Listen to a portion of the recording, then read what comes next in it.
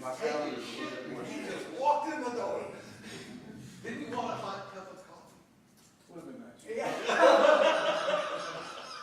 I'm not gonna lie. Next time you go. Call me, I will help you set it up right. I can microwave some cold stuff if you want, probably some stale donuts upstairs too. Well, and it can't be folders. We don't drink folders. We want. You're talking about a guy that grinds his own beans. I want you're as much as coffee snob as the rest of us. That's Right. what I I expect. want coffee mocha, no joke. And if they want to throw it in there, well, it's tasty. How you doing? They'll be here. I'm not leaving tomorrow. Leaving tomorrow.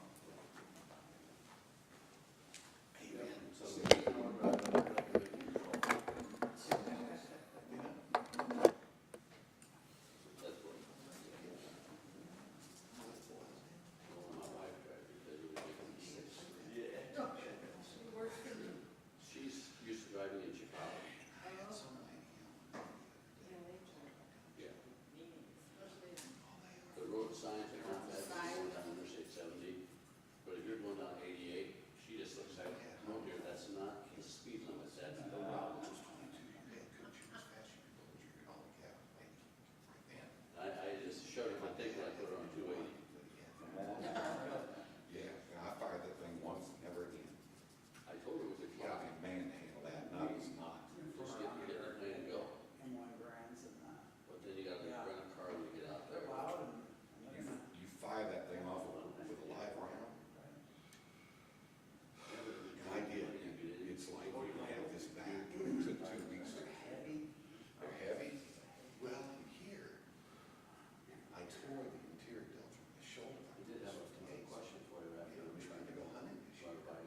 That damn bike and a few of the other old cops on some private land that they got. I can't shoot a shot. I'd shot his 12 gauge They had a meeting up there, and I about interrupted. 6 or 8 months ago. There We is- went in for an MRI, and the doc says, no, you didn't do any more damage, but don't do that again. So I'm trying to find something that will do fine with the deer. The deputy chef, so. Destroy the shoulder. Like I say, what about like a crossbow or something like that? There's this small. Dylan or something. No, there really isn't. So I was thinking about him repeating cells, this 357. Is he on vacation or what? I was talking to Tim Lane about it. He said, that would work. You gotta hit it right, but that would work. And that would probably save the shoulder. Because it's in a shockwave through me like. Isn't there a short? Yeah. Yeah, they haven't changed it back, so. Well, this is a 357 rifle. Oh, is it? Yeah, this is a repeating rifle. So, Through the 23rd. there is no alien season I know of. Except if the deer just walks right by my front door and then mealtime. Don't know what happened, Mr. Conservation Officer. Yeah, I've never shot it on this once, because I made the guy, make it up and saw it. Coming in a few days after the fact. Well, it used to be, you were, Yeah. God, how's it? Came up, I just looked like I had just been a serial killer. Yes, it's a mess. Yes. So I always take that out to Brian Sears, who's one of the farmers out here in Scott County. And he does cattle, so he's got a fellow who knows how to season his turkey. I was wondering what we had. Oh, nothing to eat. Hey, how are you? Good to see you. Hey, how are you? Everything all right? Good. Oh, I mean.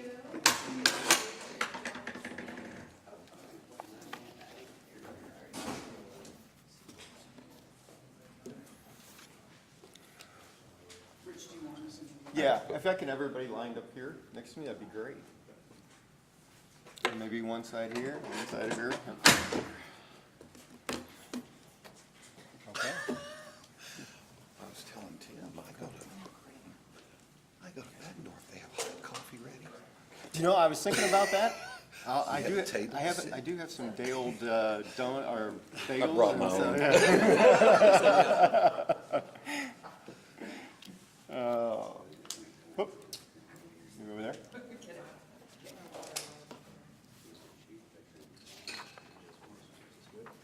me, huh? Ben, did your son tell you that I met him? Did you? Yeah, we were out at that place last year when that trench fell in? Oh, okay, Out yes. in the county, he goes, you know my He did dad, tell me. Ben Smith? And I went, oh, yeah. Yeah, he did tell me that. What would you like to hear about your dad? Hello, everyone. Thank you for coming. All right, I'm going to go ahead and I'll start off with some introductions. My name is Richard Landy. I'm the Chief of Police for the City of Rock Island. Behind me, I'm going to start off, we have Mike Tomes, the Mayor of City of Rock Island. John Mahajko, Assistant U.S. Attorney with the U.S. Attorney's Office. Dora Villarreal, Rock Island County State's Attorney. Tim McLeod, Deputy Chief of Police. Lieutenant Ben Smith, he's Commander of Criminal Investigations Division. And Sergeant Adam Bradley, who is the Assistant Commander in Criminal Investigations Division. I'm going to start off with a short statement, and then I'm going to go ahead and hand this over to Dora, who will also continue on, and after that we'll open up for questions. Since late May, we've experienced several incidents of violent crime that include 6 homicides. 3 of these criminal homicides were committed in July alone, along with 4 aggravated battery incidents involving guns and 1 with a knife, and numerous shots fired incidents. All this occurred over a short all this occurred over a short span of time, is alarming and has garnered significant public attention, as it should. While these crimes have occurred in Rock Island, this is not just a Rock Island problem. It's a problem that affects the Quad Cities and the nation. What I'm here to do is to assure the public that we are working hard to get these violent criminals off the street and bring justice to the victims and their families. We're working with our law enforcement partners at the local, state, and federal levels to identify violent offenders and build cases for criminal prosecution. But we can't do it alone. We need the public's help. One of the things that's always frustrating for us is a lack of cooperation with these many victims or witnesses. That's something that makes our job even harder to do. Another problem that we're seeing is that many of these violent crimes have links to other crimes committed outside, both inside and outside of Rock Island. A persistent problem we're seeing is cars being stolen and used in the commission of these crimes. Most of the time, these cars are left unlocked. And in some instances, guns are left in these cars, which are then used in these shootings. All of these things and various other factors are contributing to some of what we're seeing and dealing with right now, not only here in Rock Island, but throughout the Quad Cities and, like I said, nationally. We are working hard, not just we share information with the other Quad City agencies, with both state, local, and federal level law enforcement agencies. And again, we're building cases that we can bring to our state prosecutors, our federal prosecutors for adoption. So with that, I'm going to hand this off to Dora. Thank you, Chief Landy, and I just want to say I'm very thankful not only for all of you, our media, who always does an amazing job of communicating and clarifying what's happening in our criminal justice system to the rest of the public. I'm extremely grateful to our law enforcement officers here in the City of Rock Island and our U.S. Attorney, Mr. John Mahajko, for all of his assistance. Right now, our office is all hands on deck. We are very much focused on the most serious and violent offenders. I have very hardworking prosecutors, staff, and again, officers. Very thankful for Rock Island County. They have given my office additional funding through the American Rescue Plan. We were given 6 new positions, including 3 prosecutors. We are still seeking applicants for those, and those are specifically to assist us with some of the court case backlog and our new serious violent cases. We have also hired a full-time IT tech, full-time investigator, and an additional paralegal. Myself, as well as our law enforcement agencies here in Rock Island County, have recently updated our software. Our office has our own software that we just recently purchased, and it just happened to coincide the same month as all of our local law enforcement agencies also updating. So what we are trying to do is modernize, communicate better, and be able to find new strategies and ways to be collaborative to help make sure that we have enough evidence to assist in these investigations and to get these charges out and these people arrested and convicted. As of today's date, since January, we have secured 398 convictions, and we have had and again, these are all types of crimes, including your very serious felonies, traffic cases as well. We have had numerous trials, including 7 jury or bench trials, and I'm just talking about 2022. We have 1 prosecutor who is on call 24/7 all month long. We rotate every month. On top of that, myself, my first assistant, and my chief of criminal, we are on call 24/7 to assist. It is not unusual that some of us may be here late in the evening or the weekends to assist on our serious cases that occur, serious incidents. Another thing that we have been working to assist with the lack of cooperation is we are looking at co-defendants. We are looking at witnesses who we know are providing false statements to the officers. We have been charging for obstruction of justice. We have been charging for destruction of evidence in these cases. So we know that there are these barriers, and we are pushing through as much as we can. And again, right now, I'm just very thankful for all of the, dedicated work of our officers and my office, my prosecutors, and my staff. I have 2 victims assistants that one assists with felonies, one with misdemeanors. They are now sharing many of these serious cases to ensure that we are constantly in communication with our victims. And we feel that we're going to get through this by continuing to work aggressively and working together. Do you want me to hand it? Yes. Thank you, Dora. With that, we'll open it up to questions. Tom? Rich, I think there's only been 2 people I've written about in the past 18 months when I was doing my count. And they, except for these 2, everybody else has been on parole, probation, federal supervised release, not your fault. You know, and in the homicides that we have with Mr. Rowe, the first person that I wrote about on the press release Sunday, he was on supervised release. Then we got the one yesterday, and I ran him, although I didn't write the story. He's on parole out of Iowa, and of course is on an NCIC interstate compact as well. So I imagine there's something over here that we're dealing with. But are most of these repeat offenders?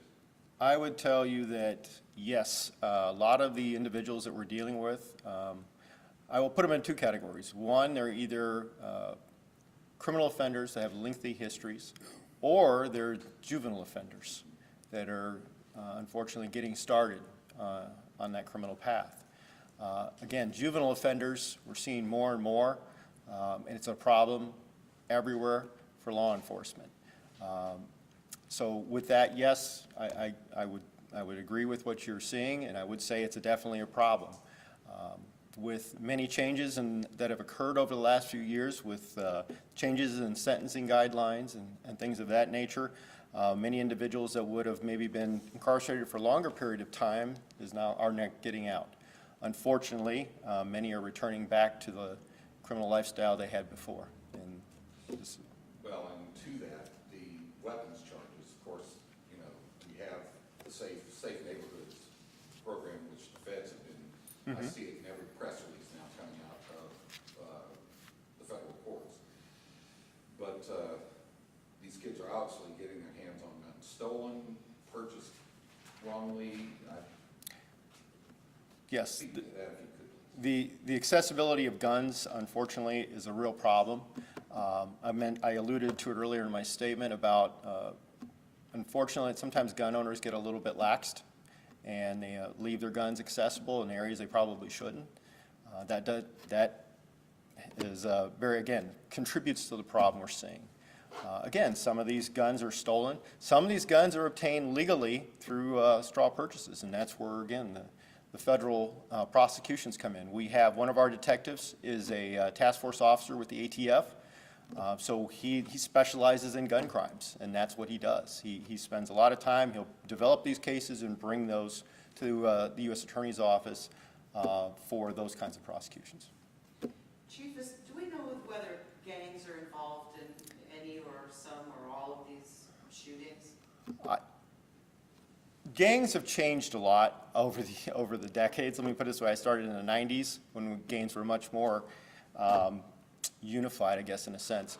What we see is, yes, there's these gang affiliations, I guess, but they're not, but it's strange how they'll kind of intermingle with each other. A lot of what we see also is not always gangs, but sometimes these affiliations, these groups that are there, whether it's through family or friends, things like that, or they come together. And a lot of the activity we see sometimes is just personal vendettas, even against one another. You wouldn't believe, one thing we see a lot is some of this starts just through social media. They're sending messages back and forth to each other, taunting each other, and then next thing you know, there's some type of violent incident. I guess if there's any more I could talk on, I guess I would kick that over to Lieutenant Smith, see if he needs more as far as any gang activity. But really, the gangs have changed a lot from what they used to be. It's not as clear-cut as it used to be. Are they as organized? You know, I remember too, the Latin Kings and the Gang Sure. Disciples, and one did Vice something Lords counter and that. retaliation.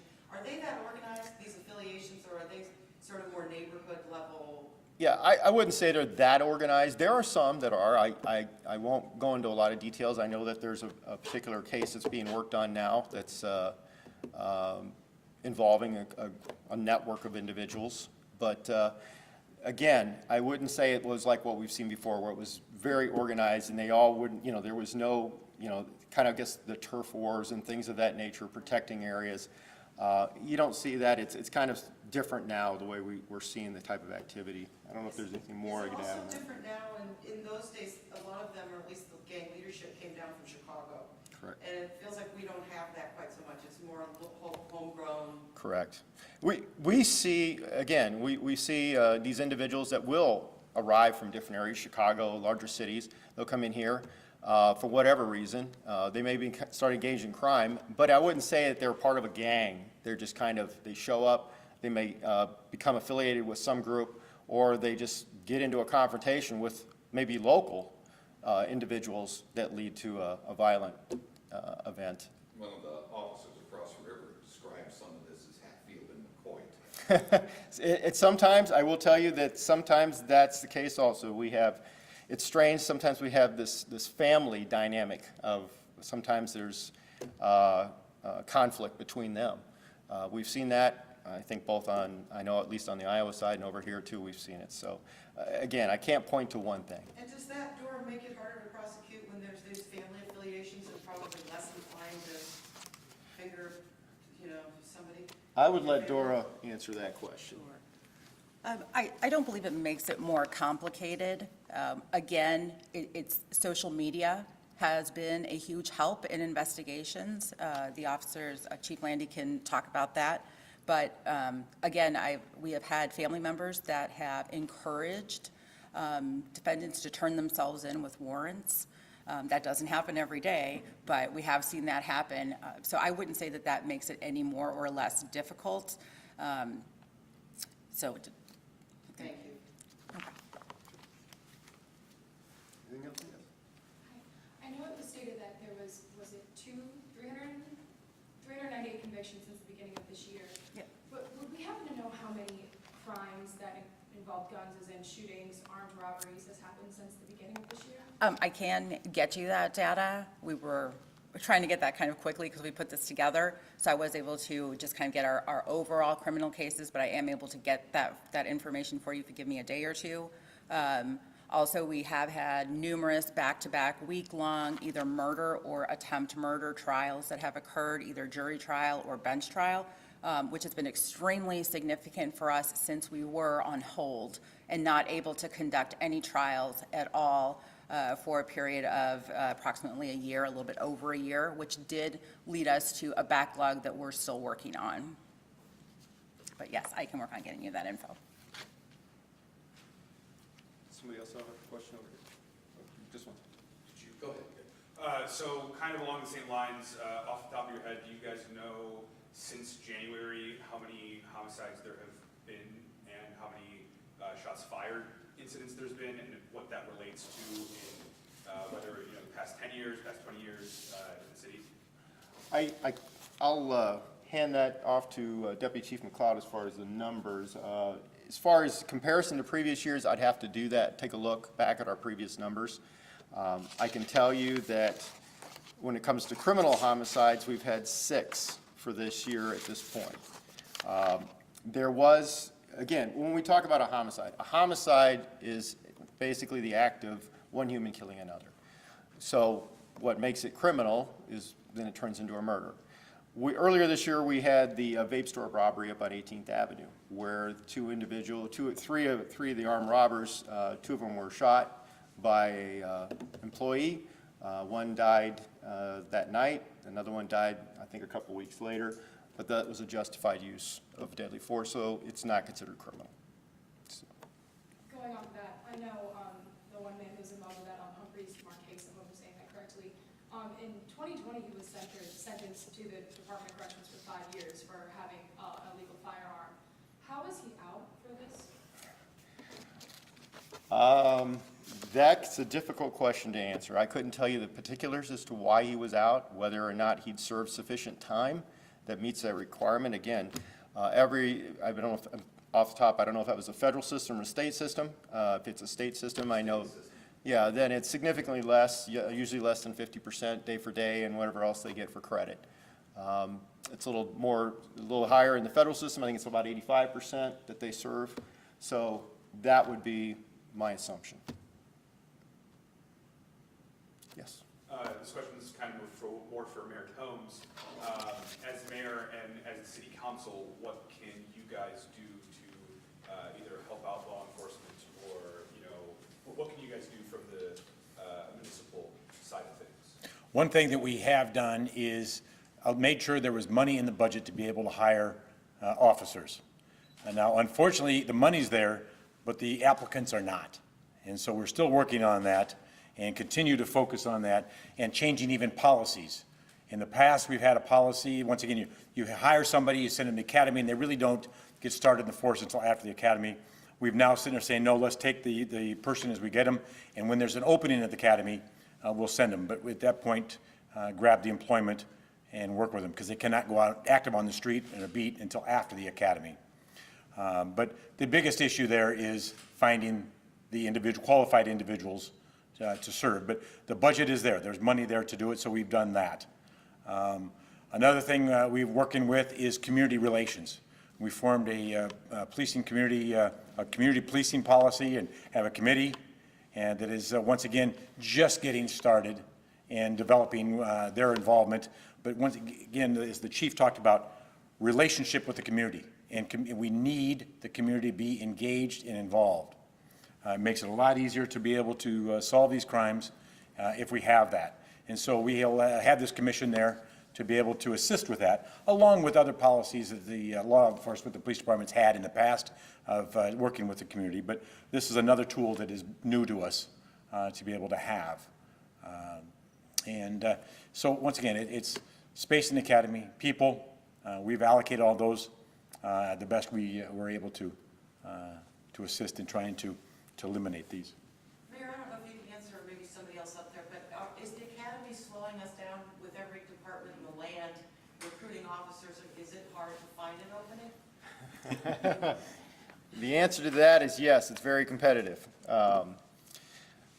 Because, and Dora alluded to it earlier, with the backlog of prosecutions, the academies basically stopped for that period of time during COVID. I remember we had an officer that was at the academy when they shut down, and he had to come back and was actually doing classes virtually for a while just to finish it up. But we couldn't send anybody.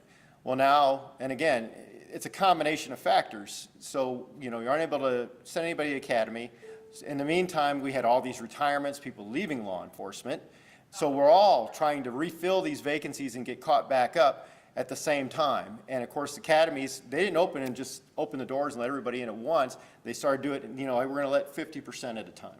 Now we're going to move to 75. And then we're going to, gradually they're taking off these COVID precautions and getting back to full staff.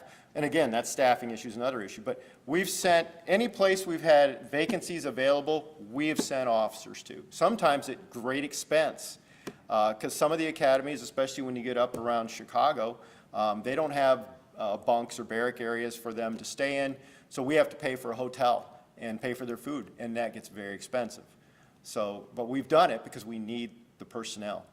I just got authorized and sent off, we just finished our initial eligibility list, and we did 4 conditional offers for officers right now. One of them is a lateral entry, which is great, because that officer will be able to come here. His is going through just some basic transition training, certification, and he can start field training. We can get him on the street. The other 3 I got to send to the academy, which this year is 14 weeks.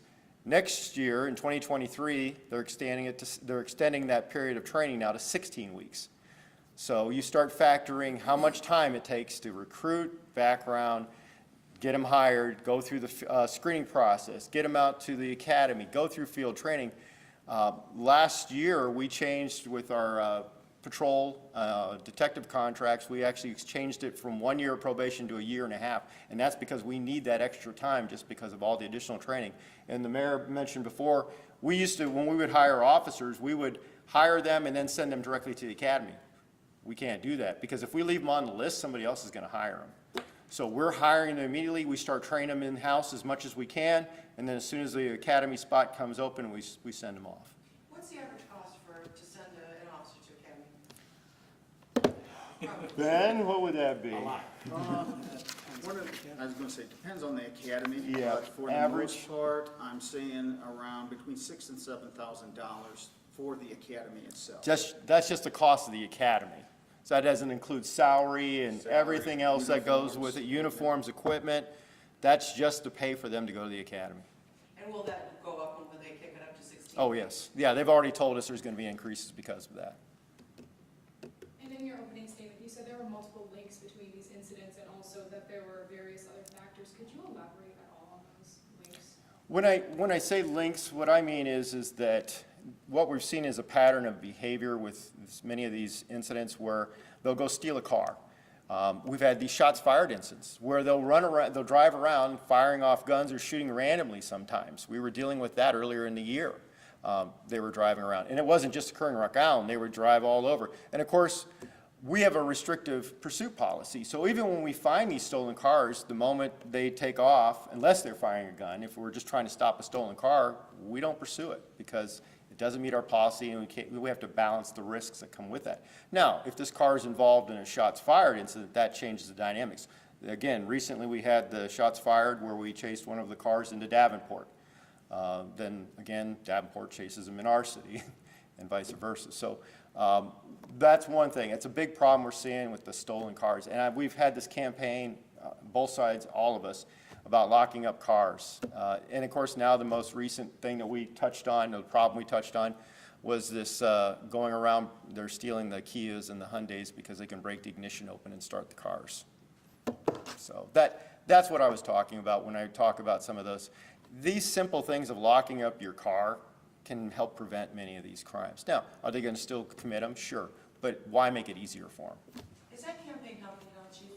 I think to a certain extent it is, but people are people. You know, how many times have you gone home, I'm just going to run in the house real quick, it's cold or it's hot out, I'm going to let the air conditioning run. Unfortunately, these individuals, they drive around these stolen cars and they're looking for the cars and they'll run up and check them real quick, jump back in the car, move and go to the next one. And once they find one stolen car, then they'll follow it, dump that one they had before, and they're in a new stolen car, which takes time before someone realizes it's stolen, the information gets out. I don't know how many of you have Ring cameras or similar to that. I get notifications on mine all the time where I get videos of people jumping out of these, mostly juveniles, jumping out of cars, checking cars or stealing cars all the time. Do the numbers bear out though? I thought we hit a high a couple of years ago. Was it right before COVID where we were at like 600 or some ridiculous number? As far as stolen cars, Yeah. I couldn't tell you the numbers. I think there was a FOIA request for those numbers recently, and I couldn't tell you what they're at now. I can only imagine what the number is. I haven't looked at it recently. No idea whether they're up or down or If, staying? Tim, you know? I would say it hasn't slowed. I would say that with the Hyundais and Kias and that crime trend, we did see a significant drop-off of those in Rock Island. However, the unlocked running vehicles, that continues to be a problem, where it hasn't slowed. I couldn't give you exact numbers, but it's about on par for the same as Dusty before. Terrell from Mercer County just sent me a press release on that too. They're having issues. That's been, every one of them Right. has been. Kia and what other model? Kia and Hyundai. For our federal partner. How backed up are our federal courts at this point, or are you? Were y'all able to really get through some of this stuff during COVID? I've noticed when I was going on Pacer that you had a lot of stuff being done literally through Zoom and other channels, so. There's a lot of video court, but yeah, the court slowed down for a little bit during COVID, but we're back up and running. We're trying cases. We're in court in person quite a bit now. Okay. And as far as the gun crimes, have y'all really been, I know on the other side of the river, because I get more of those press releases, they're really pushing big time as far as getting some of these people into the federal court for gun crimes. Same thing over here? Oh, we talk frequently about gun cases. We talk to the state's attorney's office frequently. We talk to the various police departments frequently, and that's definitely an area of concentration for us, for sure. Thank you.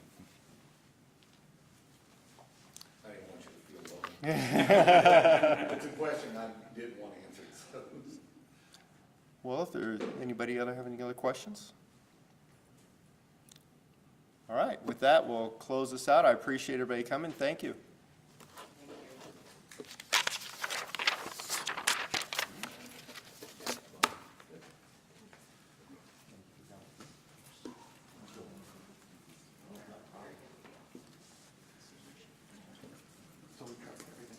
Again, see, you got there, and then all of a sudden, everything else happened again. Look, guys, we're home, and I'm sitting there. Oh, yeah, we're seeing more and more. It's just gotten nuts. Tom from Watson. Nice to meet you. See your name quite a bit in the paper. Well, Nice to put a face with a name. Here, several years ago,